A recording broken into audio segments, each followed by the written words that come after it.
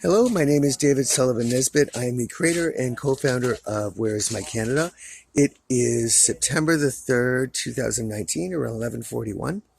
This message goes to Canada in general and to current Prime Minister Justin Trudeau specifically. Good evening, Mr. Trudeau. There are a few things I'd like to discuss with you, and I will keep this brief. You're aware that I have been imprisoned in June of 2016. I was drugged with the date rape drug when I was returning from Prince Edward Island to Toronto. I was drugged with the date rape drug for the sole purpose of not letting me know about the Great Water Apocalypse and the fact that law enforcement across Canada had, through violent means, taken control of all the cities and towns. I was not aware of the situation in Prince Edward Island as the whole province was on lockdown. When I got on the Greyhound bus, I was drugged just outside of Moncton, and if the bus driver had made an announcement before we entered Quebec, I have no idea. When I woke up, it was almost Montreal, and I was already in the internment camp.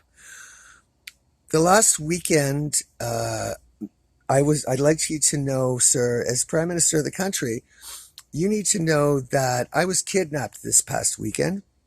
I strongly believe the people who were involved were former Prime Minister Stephen Harper and your former Justice Minister Jody Wilson-Raybould. There could have been others involved. I was trying to get from Chilliwack out of the Fraser Valley to Hope, BC. There had been many attempts over the recent weeks to prevent me from leaving the Fraser Valley and indeed to keep me in Chilliwack, if not send me back to Vancouver. There could be many reasons for this. It could be smoke and mirrors optics. There's also a strong indication that there could be some sort of seismic event in this area. If there is, the damage could be extensive, and the loss of life, if there's no planning, could also be tragic. I believe that there have been multiple efforts to murder me over the last couple of years, one being at 25 Arthur Street North in Guelph, Ontario, where an attempt was made to poison me with mercury. I tried to leave Chilliwack this past weekend. I went in on Saturday and tried to get out on a bus to Agassiz. I did get the bus. Agassiz is just outside of the Fraser Valley triangle. I got up to Agassiz and was planning on hitching a ride from Agassiz to Hope. It took about 2 hours or so, 2.5 hours. I finally secured a ride. The ride, though, was dishonest, to say the least. He knew I was going north to get to Hope. Instead of driving me north, he did a U-turn, drove south, and dropped me off in a small town called Pookum, which is just north of Chilliwack within the Fraser Valley. This man deliberately took me and put me back in the Fraser Valley, and he knew that I needed to go north and to Hope. This was done again for the same reason of trapping me and keeping me in the Fraser Valley. What I've said about the seismic activity or anything else is just speculation. There's a clear impetus, an obsession almost, to get me back into the Fraser Valley. I was left at Pookum and I went onto the Trans-Canada Highway, which goes through Pookum, goes through Chilliwack to Vancouver and then out east. I went on the Trans-Canada Highway to start hitchhiking a ride there. The desperation to keep me in Chilliwack or the Fraser Valley was so intense, Mr. Prime Minister. I was on the side of the road for 14 hours waiting for a ride. The only one was the man who deceived me and drove me back into the Fraser Valley. Aside from that, over a 14-hour period, there was not one other driver. The situation became so serious and so intense that the RCMP, who had driven by several times and saw me on the side of the road, the RCMP had to get involved to give me safe passage to get from Pookum to Hope. That's how desperate it was. It was about 10 o'clock on Sunday morning when one of the officers came by and cleared the go ahead that I could be taken from Pookum and taken to Hope. For some people in Parliament in Canada to have created such a tense situation that the police officer decided that it wasn't safe on the side of the road and I needed her escort to get out of it to get to Hope, that speaks volumes. Let me bring you to the current point. I have been, as you know, sir, was kidnapped and I have been imprisoned in these internment camps that are all throughout Canada. There are gas chambers operating, sir. I have filmed them. There are crematorium. There are a multitude of biomechanical engineering projects going on. It's like a Mengele experiment from World War II Auschwitz. This is going on in Canada everywhere. There's all kinds of experiments and gene splicing and all kinds of cloning that have been going on. And some of them are successful and some of them are hideous. You would look at a body and you could resemble a torso and maybe some arms, but the rest of it looks more like a fly than a human. Excuse me, I have seen these myself. This is the freak show that's going on in Canada right now. I personally, Mr. Trudeau, have been starved of food, water. I have had all my clothing stolen. I have had all my money stolen. I do not have health insurance. The last time I had health insurance was June of 2018. I have not had the medicine that my family doctor prescribed for asthma and post-traumatic stress disorder. The medicine I needed, I have not had for 2 years now. And excuse me, the reason is I cannot afford them. I had to flee Toronto because of excessive Toronto police violence in August of 2017, and I have not been back since. I have been physically assaulted by the clone police. They are what I call chicken clones. They are not human at all. They are not even remotely human in thought or physical feature. They lack sexual organs, both whether male or female. They have no human emotion. They have no human compassion, and they have no human reasoning skills. I was put in this situation. The species that exists here are not human. They're bioengineered, and they're violent. They are weaned and trained to hunt and kill humans. I was put in here with a species that's not indigenous to planet Earth. I'm the only human here, and all the other animals with which humans have had close approximation and living quarters in areas, these animals are used to humans for 6,000 plus years, but they took one look at these hybrid things that have come around, these chicken clones, and they all fled for the hills. There is no life in any area that is populated by these clones. Their sonar waves and whatever frequency radio waves that they give off is so lethal, all the animals fled. Contrast that, Mr. Prime Minister, to the fact that several Canadians, and I believe if my information is correct, including you, sir, agreed to put me in here, to kidnap me, imprison me, and dump me in one of these death camps. I am aware that you are part of the decision-making process. I have suffered an immense tragedy and pain that is unimaginable and indescribable. I have been starved repeatedly. I have been sexually mutilated. My sexual organs have been mutilated while I was sleeping. I have been sexually molested twice. I have been physically assaulted over 14 times, several requiring stitches and hospital visits. I have been left to freeze in the dark. This past winter, the entire winter, Mr. Prime Minister, I was forced to sleep outside on a concrete pavement with no winter clothes, no winter coat, no hat, no gloves, all winter.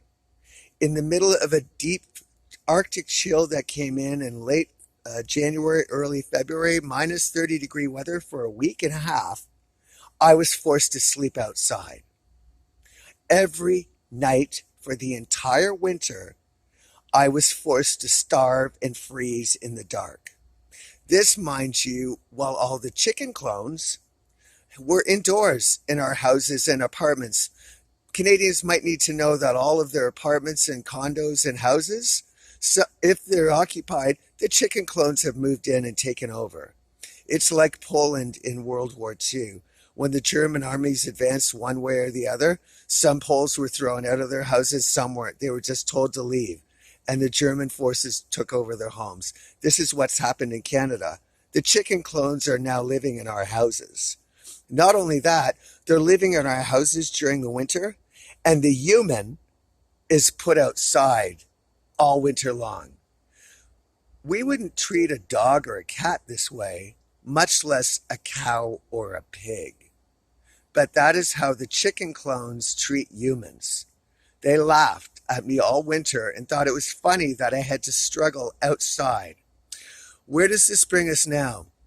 Well, Mr. Prime Minister, I will not live another winter like I went through last winter. I won't live it because I will physically be dead. It's not possible to live like that.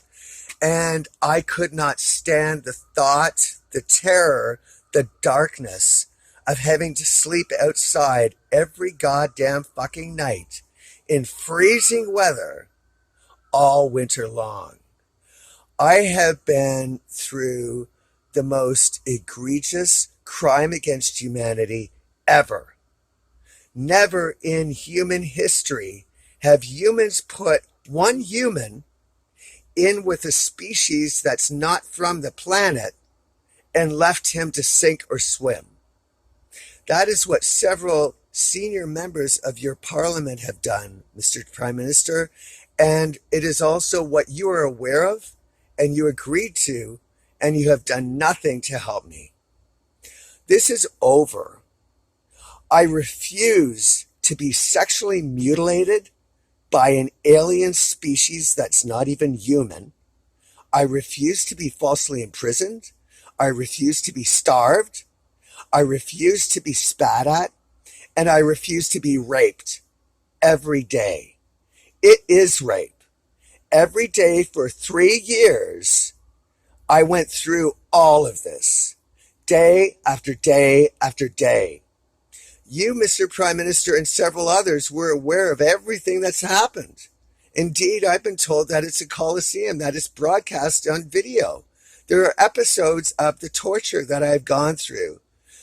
Are you aware of those, and have you seen those? I won't presume you have, but I know that you are aware I'm here. I know you are aware and part of the decision process to put me here.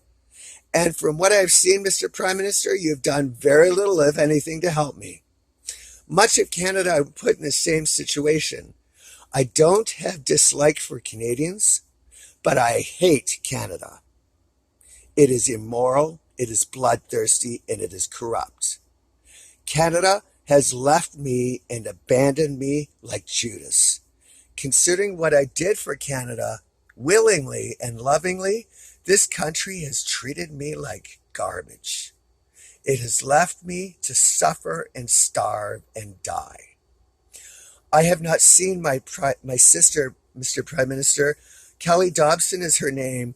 She was separated from me 5 years ago by the Toronto and Brampton police, who were operating under Bill C-51, the anti-terrorism legislation. I was branded as a terrorist, and if my sister did not sever all contact with me, she would be imprisoned for up to 5 years, lose her children, and or lose her job. I'd like to point out, Mr. Prime Minister, Stephen Harper used this technique before C-51 was even law. My sister was separated from me August 25th, 2014. C-51 didn't become law until June of 2016, I believe. It took until the October shootings were in 2014, so it might have been 2015 June. My sister and I were separated much before, as were many Canadians and I. What I'm saying to you specifically is that Stephen Harper put through legislation as Prime Minister of the country that had no benefit to the country at all, and it was personally for his own best interest. He rammed through legislation that only he would benefit from. I am fed up. I have never been treated with such disrespect. I have a master's degree from the University of Western Ontario, Mr. Prime Minister. I went through university on scholarship. I ended up at the top quartile of my class. I have never been treated by any human with so much disrespect as these non-humans. They are not like us. They are not like us. I refuse to live with another species as the only human and have no human contact. In line with Kelly Dobson being separated from me, Mr. Prime Minister, I have not been able to speak to a human in 3 years. Besides shopkeepers and restaurant clerks, all of my friends were taken away, all of my family, all of my social media contacts, all of my business contacts, anyone remotely that I was friends with, well over 200 people were suddenly removed from my life, all threatened under Bill C-51. I am done. I have tried not to swear very much in this recording, which is quite an achievement for me lately. I'll try to keep that. I am demanding, sir, that you call me and we have a conversation. You are involved. You are involved. You are aware that this happened. You are aware of the decision or part of the decision, and you have done nothing to benefit me or save me or help me.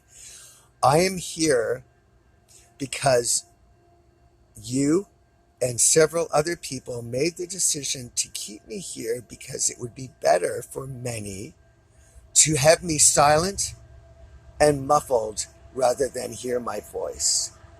I am here because some people had committed criminal acts and don't want to be held accountable for them.